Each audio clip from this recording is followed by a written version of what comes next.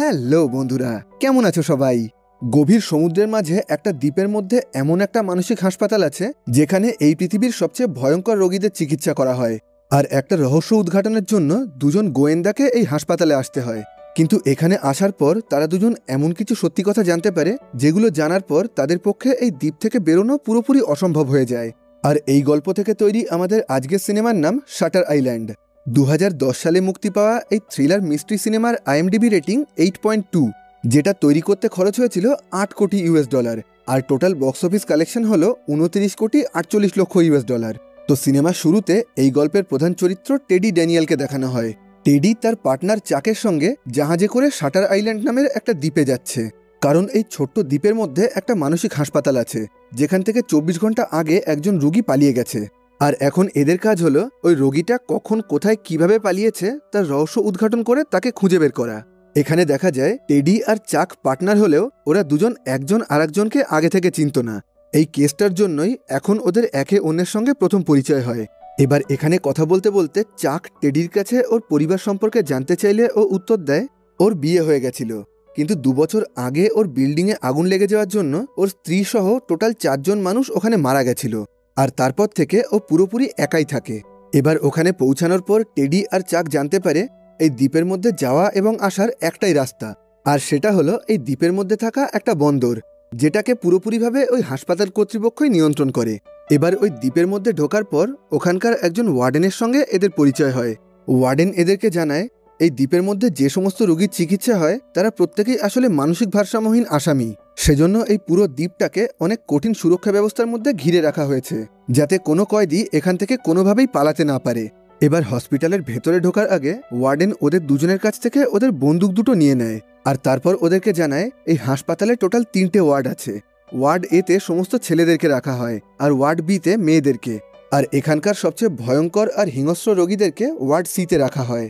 আর আমার অথবা এই হসপিটালের প্রধান ডাক্তারের লিখিত অনুমতি ছাড়া কারো পক্ষেই ওয়ার্ড সিতে যাওয়া সম্ভব না। এবার এরা দুজন ওই হসপিটালের প্রধান ডাক্তার ডক্টর কলির সঙ্গে দেখা করে। ডক্টর কলি এদেরকে জানায় আগের দিন এই হসপিটাল থেকে রেচেল সোলান্ডো নামের একজন কয়েদি পালিয়ে গেছে, কিন্তু যেহেতু এই পুরো হসপিটালটাকে খুবই কঠিন সুরক্ষা ব্যবস্থার মধ্যে ঘিরে রাখা হয়েছিল, সেজন্য এখান থেকে কারো পক্ষেই কোনোভাবেই পালানো সম্ভব না। এবার টেডি ওনাকে প্রশ্ন করে, আচ্ছা, যে কয়েদিটা এখান থেকে পালিয়ে গেছে অর্থাৎ রেচেল সোলান্ডো, উনি কি খুব ভয়ানক কয়েদি ছিলেন? ডক্টর কলি বলেন, হ্যাঁ, সেরকমই বলা যেতে পারে। রেচেলের স্বামী দ্বিতীয় বিশ্বযুদ্ধে লড়াই করার সময় মারা গেছিল, আর তারপর থেকে ও নিজের 3 ছেলে মেয়ের সঙ্গেই থাকতো।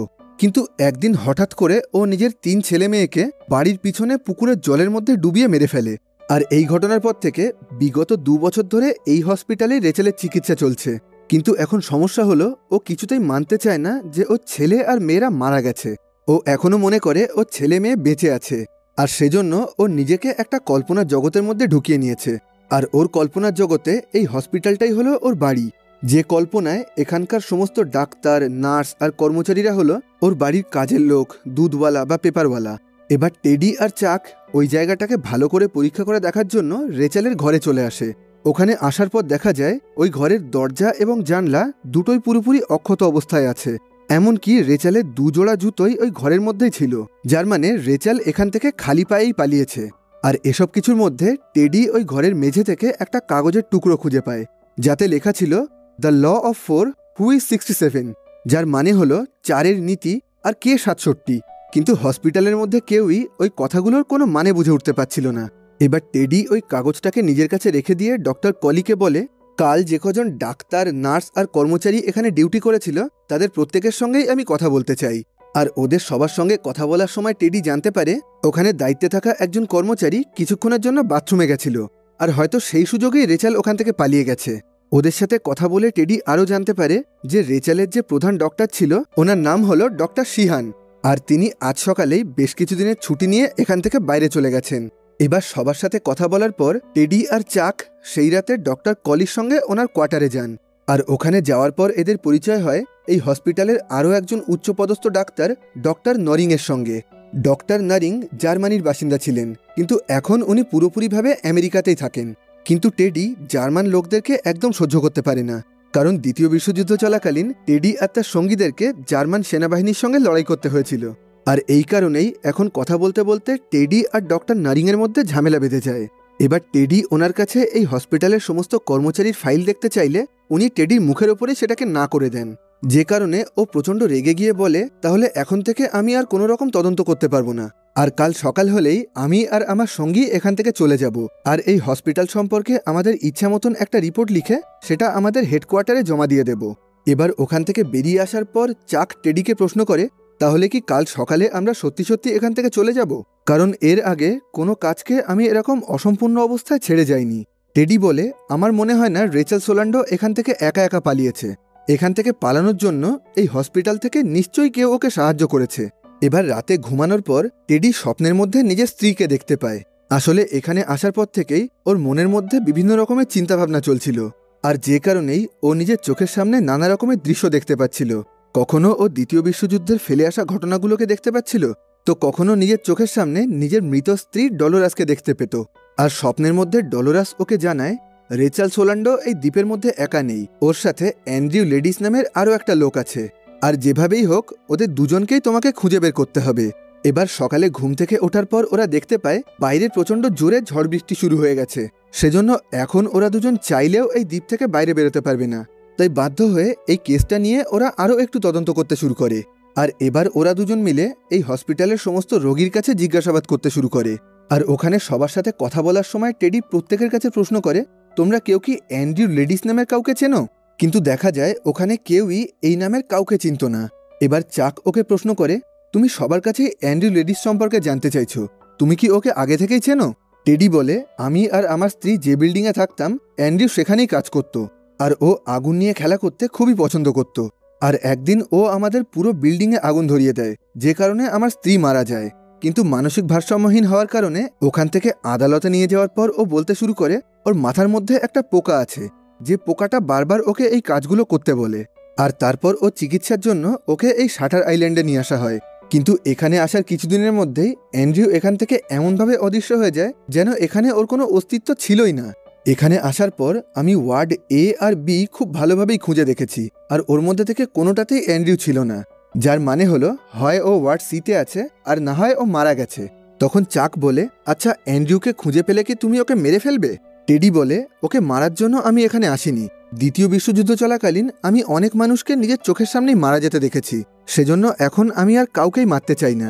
তখন চাক বলে, তোমার জায়গায় আমি থাকলে ওকে মেরেই ফেলতাম। তুমি যদি ওকে মারতেই না চাও তাহলে তুমি এখানে কি জন্য এসছো? টেডি বলে, অ্যান্ড্রিউর অস্তিত্ব এই দ্বীপ থেকে পুরোপুরি মুছে যাওয়ার পর আমি এই দ্বীপ সম্পর্কে খোঁজখবর করতে শুরু করি। আর একটু খোঁজখবর করে আমি জানতে পারি এই হাসপাতালের সমস্ত রোগীদের ওপরে বিভিন্ন রকমের পরীক্ষা নিরীক্ষা করা হয়, আর ওদের ব্রেনের অপারেশন করে ওদের সবাইকে হিংস্র মানুষে পরিণত করা হয়। আর এসব কিছু করার পর এরা সবাই আবেগ অনুভূতিহীন এক ধরনের হিংস্র খুনিতে রূপান্তরিত হয়। আর আস্তে আস্তে এইভাবে এখান থেকে আরও অনেক রোগীকে এরকম হিংস্র বানিয়ে তাদের সাহায্যে অন্য দেশের সঙ্গে লড়াই করা হবে। কিন্তু চাক কোনোভাবেই এই কথাগুলোকে বিশ্বাস করতে চাইছিল না। টেডি বলে, যখন আমি এই হাসপাতাল সম্পর্কে খোঁজখবর করছিলাম তখন আমার জর্জ নয়েজ নামের এমন একটা ছেলের সঙ্গে পরিচয় হয় যে একসময় এই হাসপাতালেরই রোগী ছিল। জর্জ একসময় কলেজে যাওয়া খুব ভালো একটা স্টুডেন্ট ছিল, কিন্তু একসময় সামান্য কিছু টাকার বিনিময়ে ও একটা মানসিক গবেষণায় অংশগ্রহণ করে, আর তারপর থেকেই ও নিজের চোখের সামনে ভূত দেখতে পেত। আর একসময় নিজের মানসিক ভারসাম্য হারিয়ে নিজের কলেজের প্রফেসরকে পিটিয়ে মারতে শুরু করে। আর তারপর চিকিৎসার জন্য ওকে এই হাসপাতালে নিয়ে আসা হয়। আর 1 বছর ধরে এখানে চিকিৎসা করার পর যখন ও এখান থেকে বাইরে বেরোয় তখন ও একটা রেস্টুরেন্টে ঢুকে 3 জন লোককে খুন করে ফেলে। আর ওখান থেকে আদালতে নিয়ে যাওয়ার পর ও বলতে শুরু করে, দরকার পড়লে আমাকে মেরে ফেলুন, কিন্তু আমাকে ওই মানসিক হাসপাতালে আর ফেরত পাঠাবেন না। কিন্তু তারপরেও আবার ওকে এই হাসপাতালেই ফেরত পাঠানো হয়। আর এখন ও ওয়ার্ড সিতে খুবই খারাপ অবস্থায় পড়ে আছে। আর ওর সাথে কথা বলে আমি একটা জিনিস খুব ভালোভাবেই বুঝতে পেরেছি যে এখানে সমস্ত রোগীদের ওপরে বিভিন্ন রকমের পরীক্ষা করা হয়। আর পাগল মানুষদের ওপরে এরকম কাজ করা খুবই সহজ, কারণ কোনো সাধারণ মানুষই কোনো পাগলের কথা বিশ্বাস করবে না। টেডি আর চাক এই কথাগুলো বলার সময় হসপিটালের বাইরেই ঘোরাঘুরি করছিল। আর তখন খুব জোরে বৃষ্টি শুরু হয়ে যাওয়ার জন্য হসপিটালে ফেরার পথে এরা দুজনেই ভিজে যায়। আর এখন নিজেদের পোশাক ভিজে যাওয়ার জন্য বাধ্য হয়ে ওদেরকে হসপিটালের কর্মীদের পোশাক পরতে হয়। এবার সেদিন সন্ধেবেলায় ডক্টর কলি এবং ওই হসপিটালের বাকি সমস্ত ডাক্তাররা মিলে একটা আলোচনা সভায় বসেছিল, যেখানে ওরা সবাই ঠিক করছিল এই বৃষ্টির কারণে যদি সমুদ্রের জল বেড়ে যায় তাহলে সমস্ত রোগীদেরকে নিরাপদ জায়গায় নিয়ে যাওয়া হবে কিভাবে। আর ওখানে সবার কথা শুনে টেডি জানতে পারে এই হসপিটালের ওয়ার্ড সিতে 24 জন আর ওয়ার্ড এ আর বি মিলিয়ে টোটাল 42 জন রোগী আছে, যার মানে হলো এই হসপিটালের ওয়ার্ড এ, বি আর সি মিলিয়ে টোটাল 66 জন রোগী আছে। এবার টেডি ডক্টর কলিকে বলে, আপনাদের হিসাব অনুযায়ী এই হসপিটালে 66 জন রোগী আছে, কিন্তু রেচাল সোলান্ডর ঘর থেকে পাওয়া ওই কাগজের টুকরোয় লেখা ছিল কে 67, যার মানে হলো এই হসপিটালে 66 না 67টা রোগী আছে। কিন্তু ডক্টর কলি এই কথার কোনো উত্তর না দিয়ে টেডিকে জানায় যে রেচাল সোলান্ডোকে খুঁজে পাওয়া গেছে আর এখন সে নিজের ঘরেই রয়েছে। এবার টেডি আর চাক তাড়াতাড়ি করে রেচালের কাছে এসে ওকে প্রশ্ন করতে শুরু করে আর ওর কাছে জানতে চায় গতকাল ও কোথায় ছিল, কিন্তু ওরা রেচেলের কাছ থেকে ওদের কোনো প্রশ্নেরই সঠিক উত্তর পায় না। আর একটা সময় কথা বলতে বলতে রেচেল টেডিকেই নিজের স্বামী মনে করে জড়িয়ে ধরে, কিন্তু কিছুক্ষণ পর আবার নিজে থেকেই বলতে শুরু করে আমার স্বামী তো মারা গেছে, তাহলে তুমি কে? কিন্তু এসব কিছু চলাকালীন টেডির নিজের মৃত স্ত্রীর কথা মনে পড়ে যায়, আর যে কারণে কিছুক্ষণের মধ্যেই ও খুবই অসুস্থ হয়ে পড়ে, যে কারণে ডক্টর কলি ওকে একটা ওষুধ খাইয়ে ঘুমিয়ে পড়তে বলে। কিন্তু রাতে ঘুমানোর পর ও বিভিন্ন রকমের স্বপ্ন দেখতে শুরু করে। প্রথমে ও দেখতে পায় দ্বিতীয় বিশ্বযুদ্ধ শেষ হওয়ার পর ওর সামনে অনেকগুলো নিরীহ মানুষের লাশ পড়ে আছে, আর তারপর ও নিজের স্বপ্নের মধ্যে অ্যান্ড্রিউ লেডিস আর রেচাল সোলান্ডোকে দেখতে পায়। আর বেশ কিছুক্ষণ ধরে ওদের সঙ্গে কথা বলার পর সবশেষে ও নিজের স্ত্রী ডলোরাসকে দেখতে পায়। ডলোরাস ওকে জানায় অ্যান্ড্রিউ এখনো বেঁচে আছে আর এই মুহূর্তে ও এই দ্বীপের মধ্যেই আছে, আর যেভাবেই হোক তুমি ওকে খুঁজে বের করে মেরে ফেলবে, কারণ ওর জন্যই আমাকে মারা যেতে হয়েছিল। আর এই কথাগুলো শোনার সাথে সাথেই টেডির ঘুম ভেঙে যায়। এবার চাককে সঙ্গে নিয়ে ওই ঘর থেকে বাইরে বেরোনোর পর ও দেখতে পায় আগের রাতে প্রচণ্ড ঝড় বৃষ্টি হওয়ার জন্য এই হসপিটালের অনেকটা ক্ষতি হয়ে গেছে, আর এখন যে কারণে এই হসপিটালের সমস্ত কর্মচারীরা তাড়াতাড়ি করে সেগুলোকে ঠিক করার চেষ্টা করছিল। আর এগুলোকে দেখার পর চাক বলে সবাই এখন নিজেদের কাজে ব্যস্ত আছে, আর আমরা চাইলে এই সুযোগে ওয়ার্ড সিতে ঢুকে যেতে পারবো। আর যেহেতু আগের রাতে ওদের পোশাক ভিজে যাওয়ার জন্য টেডি আর চাক এই হসপিটালের কর্মচারীদের পোশাক পরেছিল, সেজন্য এখন ওরা দুজন খুব সহজেই ওয়ার্ড সিতে ঢুকে পড়ে। এবার ভেতরে ঢুকে খোঁজাখুঁজি করতে করতে টেডি আর চাক আলাদা আলাদা হয়ে যায়, আর বেশ কিছুক্ষণ ধরে ওখানে অ্যান্ড্রিউ লেডিসকে খোঁজাখুঁজি করার পর টেডি ওই জেলের মধ্যে জর্জ নয়েসকে খুঁজে পায়। জর্জ নয়েস সেই ছেলেটা ছিল আজ থেকে 2 বছর আগে যে টেডিকে এই দ্বীপ সম্পর্কে জানিয়েছিল। ওখানে দেখা যায় জর্জের সারা মুখে অনেকটাই আঘাতের চিহ্ন রয়েছে। তখন টেডি ওকে প্রশ্ন করে তোমার এই অবস্থা কে করলো? জর্জ বলে তুমি আমাকে মেরে এই অবস্থা করে দিয়েছো। তখন টেডি ওকে বলে আমি যেভাবেই হোক তোমাকে এখান থেকে বের করে নিয়ে যাব। জর্জ বলে সেটা তুমি কখনোই করতে পারবে না। তুমি কি মনে করছো তুমি এখানে কোনো তদন্ত করতে এসছো? ওরা সবকিছুই জানে, আর ওরা আগে থেকেই তোমার উপরে নজর রাখছে। তুমি এই দ্বীপের মধ্যে আটকে গেছো, যেখান থেকে তুমি আর কখনোই বাইরে বেরোতে পারবে না। কিন্তু টেডি ওর এই কথাগুলোকে বিশ্বাস করতে চাইছিল না। তখন জর্জ বলে তুমি যে পার্টনারের সঙ্গে এই দ্বীপে এসছো তার সঙ্গে আগে কখনো কাজ করেছো? আসলে এই সবটাই একটা ষড়যন্ত্র যেখানে তুমি ফেসে গেছো। আর কিছুদিন পর এই দ্বীপের মধ্যে থাকা একটা লাইট হাউসে নিয়ে গিয়ে আমার মাথার অপারেশন করে আমাকে মেরে ফেলা হবে। আর এখানে থেকে সত্যিকে খুঁজে বের করা আর অ্যান্ড্রিউ লেডিসকে মেরে ফেলা দুটো কাজ তুমি একসঙ্গে করতে পারবে না।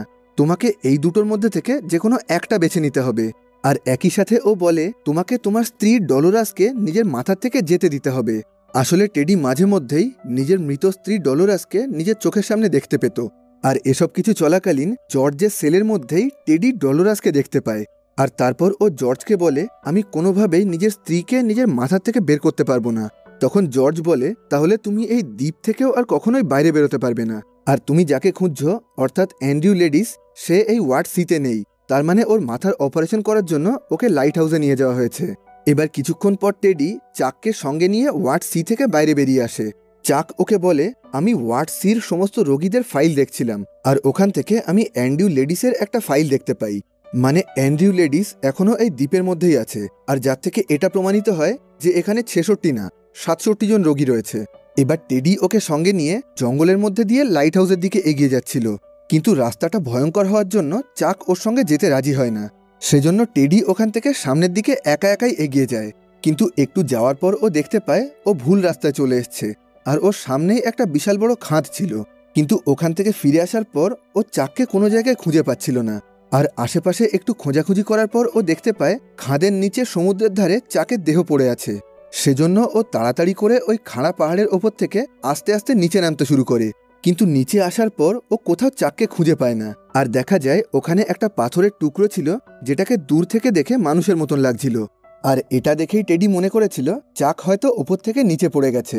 এবার ওখানে একটু খোঁজাখুঁজি করার পর ওই খাড়া পাহাড়ের মধ্যে ও একটা গুহা দেখতে পায় যেখান থেকে আলো আসছিল। সেজন্য ও তাড়াতাড়ি করে ওই গুহার মধ্যে ঢুকে যায়, যেখানে আগে থেকেই একজন মহিলা ছিল। আর টেডি ওনার পরিচয় জানতে চাইলে উনি বলেন ওনার নাম রেচেল সোলান্ডো। কিন্তু এটা সেই মহিলা ছিল না কিছুদিন আগে যাকে হসপিটালের মধ্যে রেচেল সোলান্ডো বলে টেডির সঙ্গে পরিচয় করানো হয়েছিল।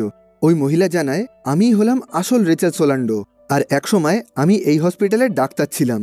কিন্তু একসময় আমি জানতে পারি এখানকার সমস্ত রোগীদের ব্রেনে অপারেশন করা হচ্ছে, যার ফলে তারা নিজেদের সমস্ত আবেগ অনুভূতি হারিয়ে ফেলছে আর নিজেদের অতীতটাকেও ভুলে যাচ্ছে। একরকমভাবে ওরা সবাই হিংস্র মানুষে পরিণত হচ্ছে। আর যখন আমি এই ঘটনার প্রতিবাদ করি তখন ওরা সবাই আমাকেও আস্তে আস্তে পাগল বলতে শুরু করে, আর আস্তে আস্তে আমারও ব্রেন অপারেশন করে আমাকে পাগল বানানোর চেষ্টা করছিল। আর তারপর থেকে নিজের জীবন বাঁচানোর জন্য আমি এই দ্বীপের মধ্যে বিভিন্ন জায়গায় লুকিয়ে বেড়াচ্ছি। আসলে ওরা কেউই চায় না এই খবরটা এখান থেকে বাইরে যাক। রেচেল ওখানে আরও বলে এই সমস্ত অপারেশনগুলোকে ওই লাইট হাউসের মধ্যেই করা হয়, আর যেহেতু তুমি এখন সত্যিটা জেনে গেছো তাই ওরা তোমাকেও এখন এই দ্বীপ থেকে আর বাইরে বেরোতে দেবে না। ওরা যেভাবেই হোক তোমাকে পাগল প্রমাণ করে এখানেই আটকে রাখার চেষ্টা করবে। আর এরপর ও টেডিকে প্রশ্ন করে, আচ্ছা তুমি কি ওদের দেওয়া কোনো ওষুধ, সিগারেট বা কফি খেয়েছো? টেডি বলে, হ্যাঁ আমি খেয়েছি। রেচেল বলে, তোমার ওগুলো খাওয়া উচিত হয়নি, কারণ ওর মধ্যেই ওরা ওষুধ মিশিয়ে রেখেছে, যেগুলোর ফলে তোমার প্রচণ্ড মাথার যন্ত্রণা শুরু হবে আর আস্তে আস্তে তোমার হাত আর পা কাঁপতে শুরু করবে। এবার টেডি ওর হাতের দিকে তাকিয়ে দেখে সত্যি সত্যি ওর হাতটা তখন কাঁপছিল। এবার ওই রাতটা ওখানে কাটানোর পর পরের দিন টেডি আবার হসপিটালে ফিরে আসে। আর ওখানে ফেরার পর ডক্টর কলি ওকে বলে, যেহেতু রেচেল সোলান্ডোকে খুঁজে পাওয়া গেছে তাই তোমার কাজ এখানে শেষ, এখন তুমি এখান থেকে আসতে পারো। তখন টেডি বলে, হ্যাঁ আমার যতটা খোঁজখবর করার দরকার ছিল সবটাই করা হয়ে গেছে, আর এখন আমরা এখান থেকে বেরোতে চাই। আপনি কি আমার পার্টনার চাককে কোথাও দেখেছেন? তখন ডক্টর কলি বলে, আমরা মানে? তুমি তো এই দ্বীপের মধ্যে একা একাই এসছো, তোমার সঙ্গে কোনো পার্টনার ছিল না। আর এই কথাটা শোনার পর টেডি মনে করে তাহলে হয়তো এরা সবাই চাককে ধরে নিয়েছে, আর এখন ওই লাইট হাউসের মধ্যে নিয়ে গিয়ে ওর ব্রেন অপারেশন করা হবে। সেজন্য ও সবার নজর থেকে লুকিয়ে লুকিয়ে ওই লাইট হাউসের কাছে চলে আসে, আর ওখানে দায়িত্বে থাকা একজন সিকিউরিটি গার্ডকে মেরে ও লাইট হাউসের ভেতরে ঢুকে যায়। আর ওখানে ঢোকার পর দেখা যায় ওই পুরো জায়গাটা একদম ফাঁকা ছিল, আর ওই লাইট হাউসের একদম ওপরে ডক্টর কলি বসেছিলেন। কিন্তু ওই পুরো লাইট হাউসের মধ্যে ও কোথাও কোনো জায়গায় চাককে খুঁজে পায় না, আর ওখানে ব্রেন অপারেশন করার মতন কোনো জায়গাও খুঁজে পায় না। টেডি কিছুতেই বুঝে উঠতে পারছিল না যে এখন এখানে কি হচ্ছে, কারণ ও মনে করছিল এই লাইট হাউসের মধ্যেই সমস্ত রোগীর ব্রেন অপারেশন করা হয়, আর হয়তো ওর পার্টনার চাককেও এখানেই খুঁজে পাওয়া যাবে। কিন্তু এখানে আসার পর ওর সমস্ত ধারণাই ভুল প্রমাণিত হয়। এবার ডক্টর কলি ওকে নিজের সামনে একটা চেয়ারে বসতে বলে, আর তখন দেখা যায় আস্তে আস্তে টেডির হাত কাঁপতে শুরু করেছে, আর ও বলতে থাকে, আমি আসল রেচেল সোলান্ডোকে খুঁজে বের করেছি, আর উনি আমাকে ব্রেন অপারেশন সম্পর্কে সবকিছু বলে দিয়েছেন। আর তার সাথে সাথে আমি এটাও জানতে পেরেছি যে কিভাবে গত দুদিন ধরে আমাকে ওষুধ খাইয়ে পাগল বানানোর চেষ্টা করা হচ্ছিল। তখন ডক্টর কলি বলে, না তুমি ভুল বললে, দুদিন না, গত 2 বছর ধরে তোমাকে এই ওষুধটা দেওয়া হচ্ছিল, আর বিগত বেশ কিছুদিন ধরে তুমি এই ওষুধটা খাচ্ছ না, যে কারণে এখন তোমার হাত কাঁপতে শুরু করেছে। তখন টেডি বলে, গত 2 বছর ধরে কেউ আমার খাবারে ওষুধ মিশিয়ে আসছে আর আমি সেটা জানতেই পাচ্ছি না। তখন ডক্টর কলি বলে, না একদমই না, আসলে বিগত 2 বছর ধরে তুমি এই হাসপাতালেই একজন রোগী হিসাবে আটকে আছো, আর বিগত 2 বছর ধরে এখানেই তোমার চিকিৎসা চলছে। তখন টেডি বলে, আপনি এখনও ভাবছেন আমি আপনার এই কথাগুলোকে বিশ্বাস করব? আমি একজন গোয়েন্দা। ডক্টর কলি বলে, হ্যাঁ তুমি 2 বছর আগে একজন গোয়েন্দা ছিলে, কিন্তু বিগত 2 বছর ধরে তুমি এই হাসপাতালেই আছো, আর তুমিই হলে এই হাসপাতালের 67তম রোগী। আর তারপর উনি টেডিকে ওর ইনটেক ফর্মটা দেয়, যেটাতে এই হসপিটালে ভর্তি হওয়ার সময় থেকে টেডির সম্পর্কে সমস্ত তথ্যই লেখা ছিল। কিন্তু এটাকে দেখার পরেও টেডি কোনোভাবেই ওনার কথাগুলোকে বিশ্বাস করতে চাইছিল না। ও বারবার প্রশ্ন করতে থাকে, আমার পার্টনার চাক এখন কোথায় আছে? তখন ডক্টর কলি বলে, ঠিক আছে, তাহলে আমি তোমাকে অন্যভাবে বোঝাচ্ছি। আর তারপর উনি একটা বোর্ড দেখিয়ে বলে, এটা হলো তোমার রুল অফ 4 বা 4-এর নীতি। এবার দেখা যায় ওই বোর্ডের মধ্যে 4টে নাম লেখা ছিল, যেগুলো হলো Edward Daniels, Andrew Ladies, Rachel Solando আর ডলোরেস চালান। এবার ডক্টর কলি বলে, এই 4টে নামের মধ্যেই 13টা করে অক্ষর আছে, আর তুমি এখানে 2টো নাম থেকে আরও 2টো নকল নাম বানিয়েছ। তুমি অ্যান্ড্রু লেডিসকে বানিয়েছ এডওয়ার্ড ড্যানিয়েল, আর ডলোরেস চ্যানাল থেকে বানিয়েছ রেচেল সোলান্ডো, আর তোমার আসল নাম হলো অ্যান্ড্রু লেডিস। আর তোমার স্ত্রীর নাম ছিল ডলোরেস চ্যানাল। 2 বছর আগে তুমি একটা অপরাধ করেছিলে, যে কারণে শাস্তি দেওয়ার জন্য তোমাকে এই দ্বীপে নিয়ে আসা হয়। কিন্তু তুমি নিজের দোষটাকে কোনোভাবেই স্বীকার করতে চাও না। সেজন্য তুমি নিজের চারিদিকে কল্পনার একটা নকল জগৎ বানিয়ে রেখেছ, যে কল্পনার জগতে তুমি একজন ভালো মানুষ, আর তুমি আমেরিকার একজন গোয়েন্দা, আর তুমি এই দ্বীপে একটা রহস্য উদ্ঘাটনের জন্য এসছো। আর এখানে তুমি নিজের অ্যান্ড্রিউ লেডিস নামটাকে বদলিয়ে নিজেকে এডওয়ার্ড ড্যানিয়েল নাম দিয়েছ।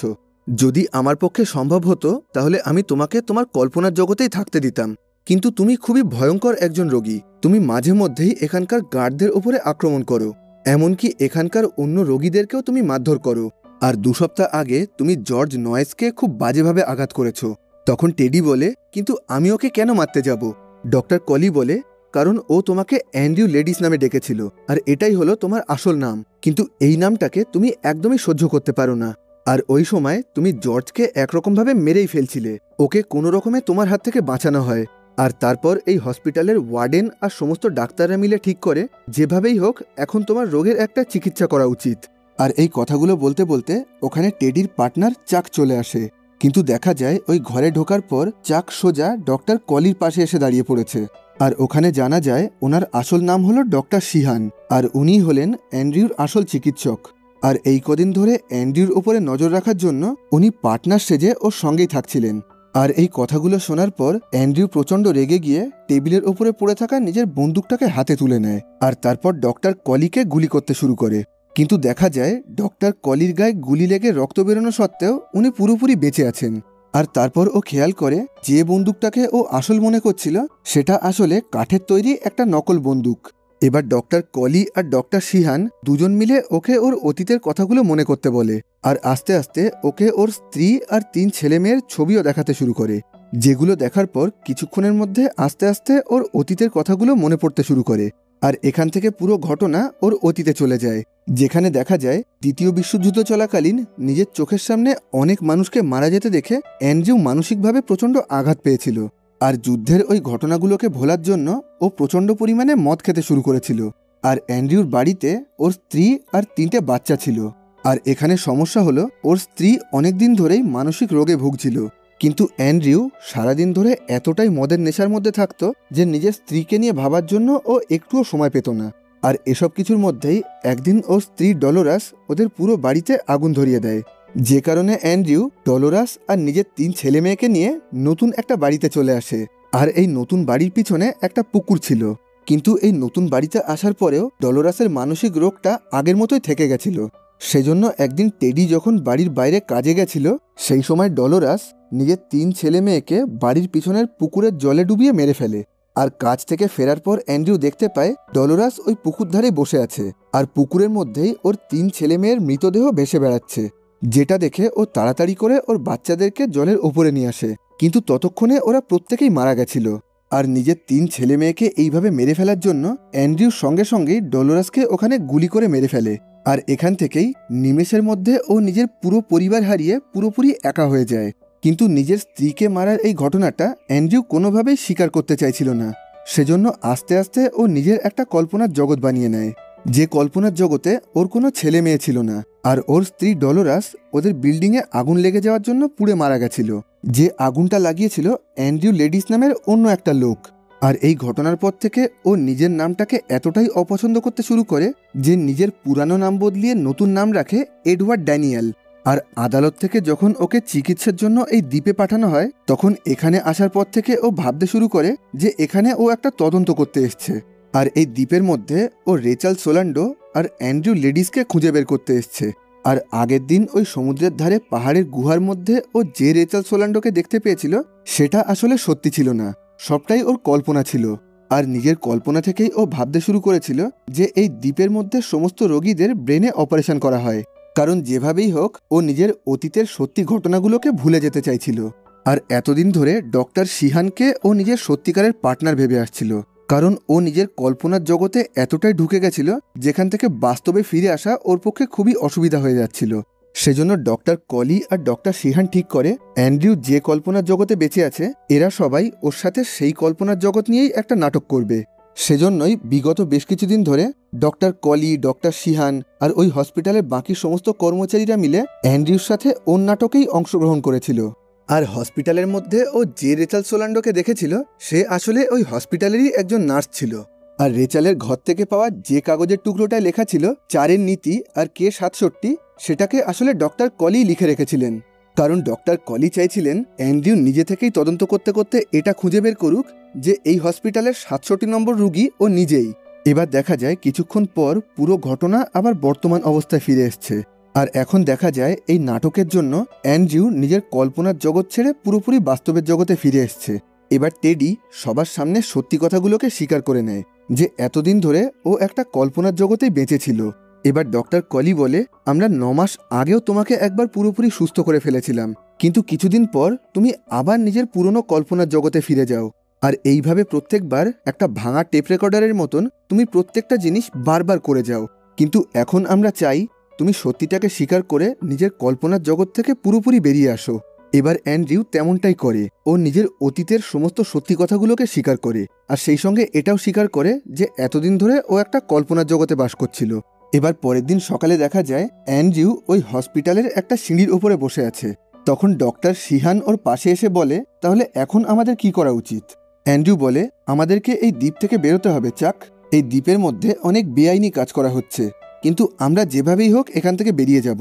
আর এই কথাগুলো শোনার পর ডক্টর শিহান দূরে দাঁড়িয়ে থাকা ডক্টর কলির দিকে তাকিয়ে একটা না সূচক ইঙ্গিত দেয়, যার মানে হলো এতদিন ধরে চেষ্টা করে অ্যান্ড্রিউকে বাস্তব জগতে ফিরিয়ে আনার পর এখন ও আবার নিজের কল্পনার জগতে ফিরে গেছে।